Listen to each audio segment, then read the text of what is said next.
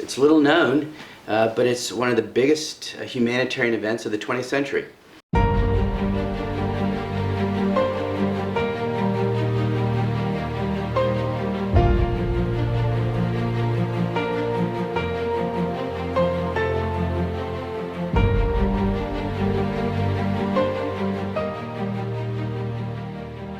Hungnam Evacuation took place in December of 1950, and it is the largest seaborne evacuation of civilians under combat conditions in American history.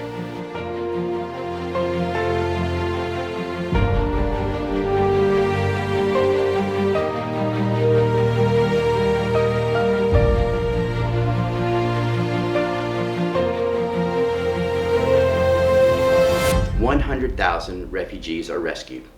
And now, today, there are an estimated 1 million descendants of those refugees.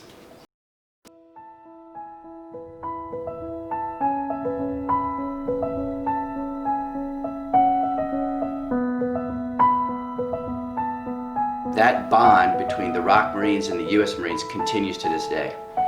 My grandfather was a U.S. Marine, my father was in Vietnam, he was a U.S. Marine, and I was in the Marines from 1985 to 1990. So I love going to ROK Marine bases.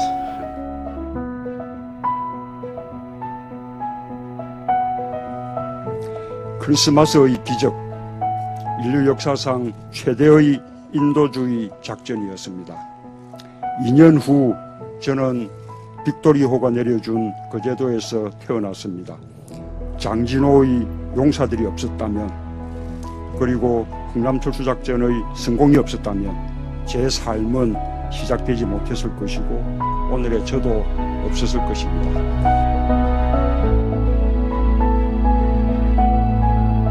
It was a touching day for all of us, and a very powerful day for all the people that were involved in that operation, you know, and he really put the spotlight on what America did that day to rescue the 100,000 refugees.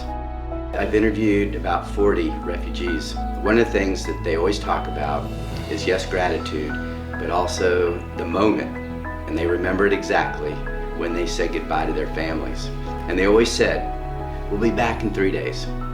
And this was called the 3-Day Promise. It's actually a pretty famous book. It was written by a Korean. They didn't think this was going to be permanent. You know, they were leaving for 3 days, maybe 3 weeks, maybe 3 months. And as we know, it's now 70 years later. So that's the tragedy of the Korean War for sure.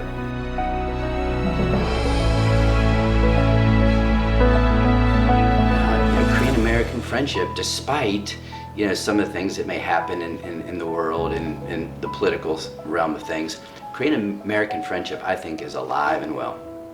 And that's something that I hope the 70th anniversary will do, is remind people here in the ROK and in the United States of the sacrifices that were made.